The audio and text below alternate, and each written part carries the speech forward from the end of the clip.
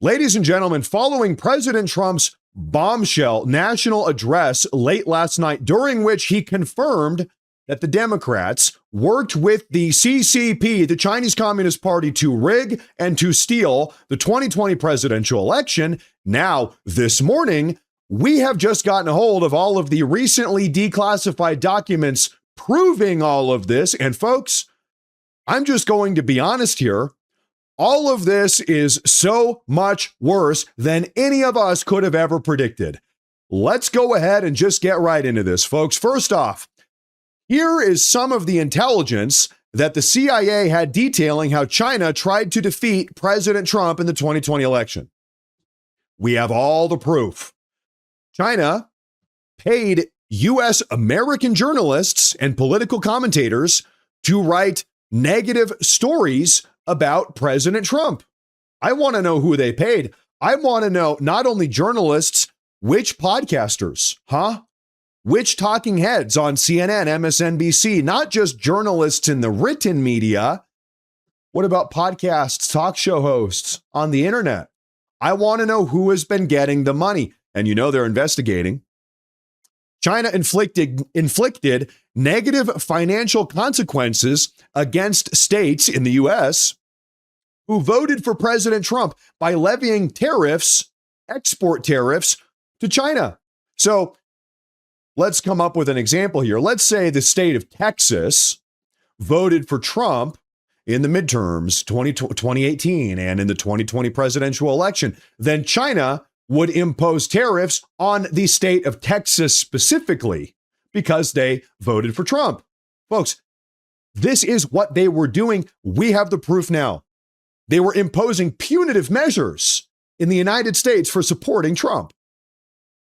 China invited all sorts of people with all expense paid vacations and trips over to China to get them, quote, hooked on China, so that they could later hit them in the wallet to force them to talk with President Trump about tariffs. So China said, okay, Trump is talking about imposing tariffs on us in China. We don't want that, obviously. We're Chinese. We don't want that. So here's what we're going to do. We're going to fly out, all expenses paid, maybe influential figures here in the United States. We're going to fly them over to China. We're going to butter them up. Lavish hotels, nice vacations, whatever. We're going to really grease them up, okay? And then they'll go back to Trump and say, hey, listen, Trump, China's not so bad. Are you sure that you really want to impose trade tariffs on China? Come on, China's not so bad, right, Trump? This was a part of the CCP's strategy. The CCP also applied pressure to financial supporters of Trump's re-election campaign. So if you are someone that was campaigning alongside Trump, you were working on the Trump campaign, you were a big Trump campaign donor, etc., then China would target you and put pressure on you to try to distance you from Trump, from supporting Trump. Real sinister stuff. It gets even worse, folks. This is just tip of the iceberg. The further we go down this rabbit hole, the lower your jaw is going to drop. Bear with me. China also planned to incite racial unrest and blame white people for hating black people in order to sabotage Trump. China had extensive plans to use influence and cyber operations to turn public opinion against the Trump administration. They specifically targeted racial tensions, planning to push the narrative that white people hate black people. They were also inciting demonstrations and marches to highlight racial divides inside of the United States. This is Sun Tzu. This is Art of War. Who's read that book? Divide and Conquer. Divide and Conquer. They also aimed to increase conflict between police and anti-racism activities. Anti-racism activities. So you can imagine like the BLM movement. Okay, China was trying to get in between the police and BLM, turn them against each other, various other left-wing movements. China was trying to create the impression that United States law enforcement resents the government and also people of color. Other themes included political party fights, Congress versus Trump conflicts, women's rights, and alleged U.S. war plans. So China was looking to dig a dagger into whatever, little gap they could identify. Congress versus Trump, women versus Trump, Trump's foreign policy, racial division, police versus anti-police, all of this. Drive that Chinese dagger in, twist it as much as they could every single step of the way. China also had the ability to spread these messages across social media in mass using TikTok, Facebook, Twitter, and YouTube. Not Rumble. Notice, not Rumble. And also mainstream media and online influencers. Once again, I'm an online right-wing influencer. This is my wheelhouse. I want to know. I want names. Who in this domain has been taking money from China? Who in this domain has been taking money from China to push not just anti-Trump narratives and rhetoric, but also anti-American rhetoric? I want to know, can anybody think of any online political influencers, commentators that have taken recent trips over to China? They came back, they said, wow, China's awesome. Wow, we love China. I want to know who. How many of these anti-Trump, anti-American commentators have been taking money from the CCP? Name and shame. What's more, throw them in a prison cell. Good Lord. Good Lord. One option that China pursued included gathering dirt on various U.S. senior officials. The document shows that China was actively planning to weaponize racial division to damage President Trump ahead of the 2020 election. We have even more information, folks. Newly declassified documents show that China planned to stoke violent unrest and blame Trump's COVID response in order to swing the 2020 election. I can't help but remember, which country did COVID come from? Oh, yeah, China. Following the release of COVID, we had lockdowns, a huge amount of economic damage here in the United States, and we had what?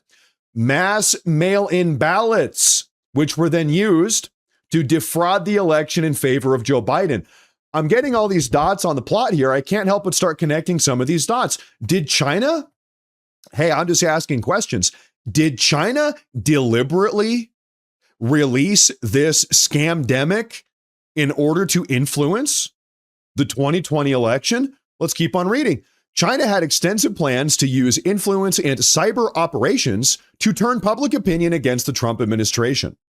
They intended to exploit U.S. divisions by encouraging violent demonstrations and looting during economic unrest to make Trump look weak.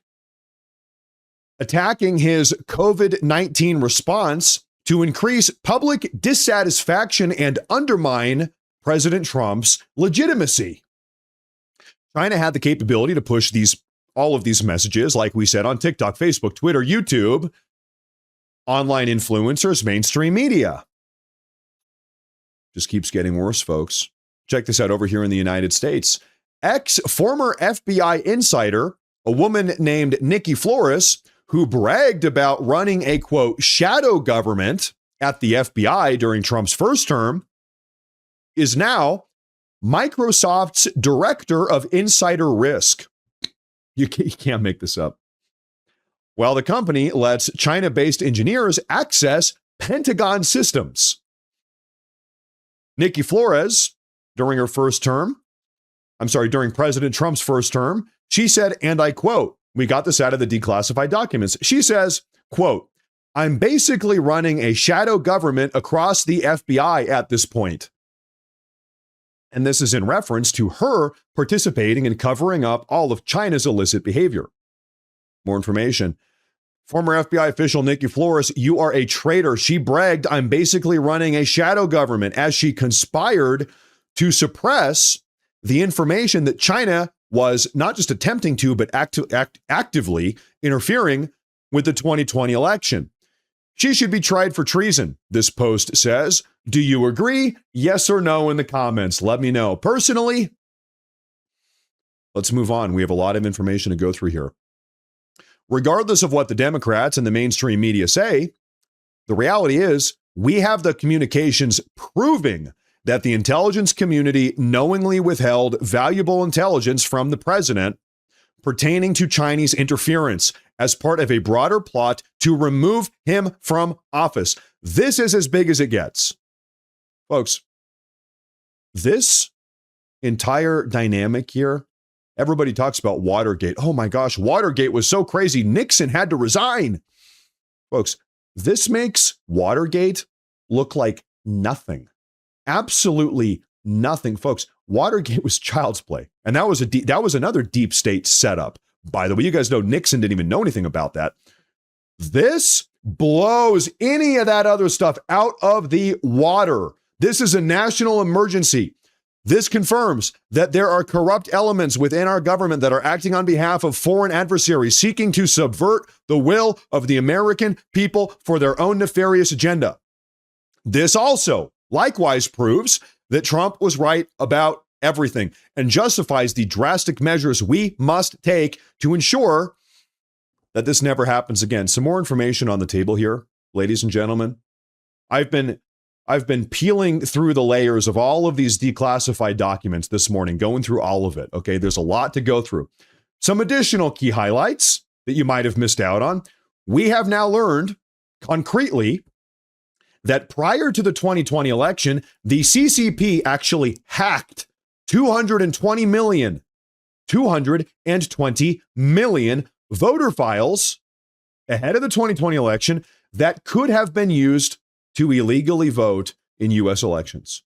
Yes, that is a matter of fact. We also learned that not only did the deep state know about this Chinese intrusion, but the deep state also worked to cover it up and keep the information hidden from President Trump during his first term.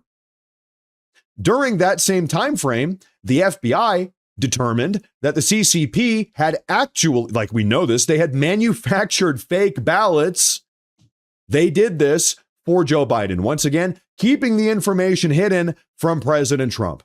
In fact, these now declassified documents actually reveal that members of the deep state emailed each other about strategically omitting all of this information from President Trump's daily intelligence briefings. If you're the president, every day you get a daily intelligence briefing bullet point list. Here's everything going on. They strategically omitted, excluded, neglected to mention any of this stuff. And we have the emails of them talking about that. Hey, don't include that. Hey, don't include that in the briefing. Treason. In fact, these now declassified documents go on to say that, guess what? Barack Obama himself personally ordered. He gave the order to have much of this information literally burned and incinerated. The paper trail, Obama said, burn it, incinerate it, put it in the burn bag. We can't let anybody see this. Treason. I know it's a powerful word, the T word, treason, traitors is what we're talking about here, ladies and gentlemen. I found this CNN report all the way back from May 6th of 2020. Okay, it's on the campaign trail. Trump versus Biden campaign trail. CNN reports, we urge the U.S. to stop spreading disinformation. China says recent accusations made by the Trump administration that the COVID-19 pandemic originated in a lab in Wuhan are a political strategy for Republicans ahead of the 2020 presidential election. Oh, is that right? Well. And CNN on the campaign trail is literally, now they've been caught peddling CCP propaganda in America, undermining the president. They say, we urge the U.S. to stop spreading disinformation. Guilty. CCP, CNN, more like CCP propagandists. Representative Anna Paulina Luna comes out this morning. She says, every single Chinese student visa needs to be canceled immediately. Get them out of here. Do you agree? How many Chinese student visas do we have in the country right now, folks? It's like every single week. It's like every single week we hear a new story. There's another story. Chinese student caught spying inside of his university's research lab. Chinese, I don't know, Chinese visa holder caught spying on local U.S. military base. It's like every Chinese spy caught working inside of Microsoft, stealing information, sending it back. Every single week, there is a new story just like this. Get them out of the country. All of them. Representative Anna Paulina Luna, correct. You know who agrees? Florida State Governor Ron DeSantis, he says, it is time to yank CCP student visas, which are hundreds of thousands per year. And not, once again, not just the student visas, but how about any Chinese national on a visa currently inside of this country at all, period. I don't care if you're a tourist. I don't care if you have an H-1B, you're a Chinese national with an H-1B work visa working at Intel. I don't care. You're a student. You're attending Harvard. I don't care.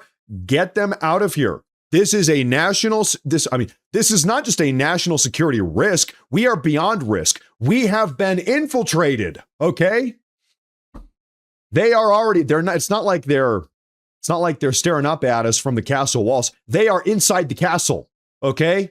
They've already breached the castle ramparts. Okay. We got to get them out of here now. Stephen Chung, working inside the Trump administration, he says, every American must watch this and understand the severity of how vulnerable our elections are. Take a listen to this. Advisor to President Trump and founder of Just the News, Jay Solomon reports, joins CBS this morning to break all of this down. We're going to listen to this. Conservative journalist John Solomon. He is an advisor to President Trump. He's leading a government transparency task force for the White House. He's also the man behind a lot of the research and the reporting that the president cited as true in this speech tonight. John, you heard the president. You also heard the senator say none of it is true or not new or not significant. And others have said that as well. Your response? I've got to just real quick. Right now, the overwhelming response from the Democrats, they're coming out, they're saying, well, none of this information is new. We already knew about all of this. There's nothing new here. Okay, so then why are you not voting for the Save America Act? If the Democrats are saying, well, we already knew about this. These are problems, but it's all known. They can't even deny it now. They're just trying to say, oh, this is old. This is old information. Okay, then why are you not voting for the Save America Act, huh? Make that make sense. It can't. Well, listen, I talked to the intelligence chiefs in the last few days as we got prepared for this. It's very important to understand, the president said this tonight, every intelligence chief vetted this speech. They made sure it was accurate. They told me they had never been briefed on the size of the breaches, the 230 million Americans, the 220 million Americans whose data was stolen, that they consider it a security breach. How many times on your network have you reported that 5 countries are capable of hacking our election machines? When is the last time you reported that Venezuela actually succeeded in breaching a machine which has implications for our future security? You haven't, because it was never made public. It has not been made to Congress. It's not been told to the president in the past. We checked the presidential daily briefs. A president was kept from this information. Now we have a chance to fix a glass chin of election security, make the 26th election more secure than the last 3. John, did the president, in his address tonight, we know he likes to ad-lib, did he overstep the information that you provided to him in any way, shape, or form? Not that I've seen. I mean, I have to go back and compare everything, but no, I think the president stayed right where the intelligence community gave us this information, where it resides, and that is, we had a glass chin. We knew our election machines are vulnerable. We didn't patch them. We knew 230 million Americans' voter data was stolen by Chinese spies. Now think about this. Yeah. When Equifax had the 147 million person breach 10 years ago, it was one of the biggest stories, one of the biggest data breaches. This is larger than that. A foreign enemy has the ability now to register American voters, and that is something that concerned the Intelligence Committee. Thousands of pages of reports that we went through. We put several hundred of them out tonight. But if all of us are worried about when our bank account gets compromised, we should be just as worried when our voter file gets compromised, because it may affect a future election. So what's the president's next move here tonight? He laid out several steps. One of them is for tomorrow, the Homeland Security Secretary to begin briefing reporters at the White House on what the machine fixes are.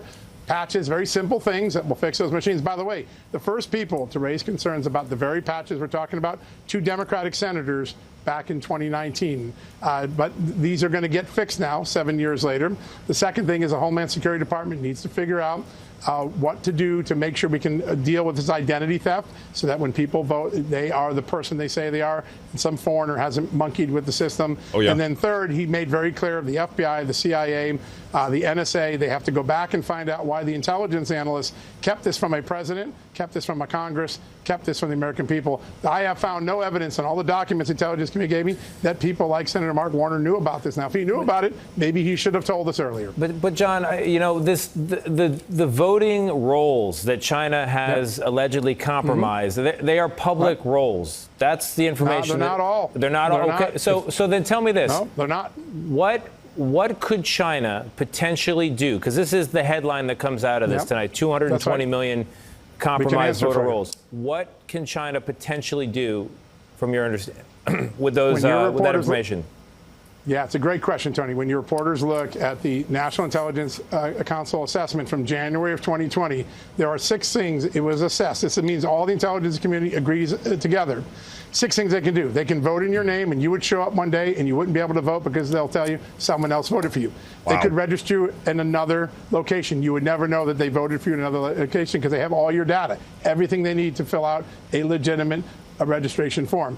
They could go and change something on your address, and when you showed up with your ballot or with your ID, it's like, oh, you're not that person. You're registered at another address. All of those things were imagined by our intelligence community. They warned about it. They called it the softest of vulnerabilities, the most severe vulnerabilities our system had. It gets hacked, and then they don't tell any of us. You know, we get informed when our bank accounts are taken. Why shouldn't we get informed when our voter records were taken? Well, we're getting informed tonight. John, thank you very much. I appreciate it. We're in you can just tell CBS, CNN, ABC, MS Now, all of these left-wing mainstream media networks, they are so desperate to shut down this entire narrative because they have been caught red-handed with their hand in the cookie jar. They are guilty. They played a massive role in, from the media side, covering all of this stuff up originally and pushing a bunch of this anti-American CCP propaganda. I'll tell you something here, folks. Here is what I want, okay? We've got midterms coming up, shortly followed by the 2028 presidential election. Personally, I want ICE agents at every single polling booth, polling station, voting booth in this country. Every single one of them. Step one, I want National Guard deployed. This is a national emergency. National Guard deployment to every single, similarly, voting booth, polling booth, every single voting office in this country. Make sure there's no voter fraud. What's more, we need to pass the Save America Act immediately. If this is not good enough for the Democrats to get a grip and say, okay, we have a problem, for the rhinos like Murkowski, for instance, or John Thune to get a grip and say, okay, we have a problem. Okay, we're going to nuke the filibuster. Like, what is it going to take? What do they need to see? Is 220 million, sort of Chinese tampering with 220 million voter logs? Is that not enough? What do they need to see? Pass the Save America Act. What's more, here's what I would say. If you have any of these states, blue or red, predominantly blue in this case, any state across the country that is proven to be delinquent, that is not following federal election integrity law, and many of them are not, they should lose every single federal dollar, every single one. I'm talking food assistance. I'm talking housing assistance. I'm talking emergency first responder assistance. I'm talking Medicare. I'm talking Medicaid, all of it. If these states are not taking election security seriously, cut them off every single dollar. Shut them down. That's as far as I'm concerned, this is a very serious issue. We might need to go nuclear. We might need to go nuclear to solve these problems, ladies and gentlemen. That just might be what it takes if we truly want to put America first.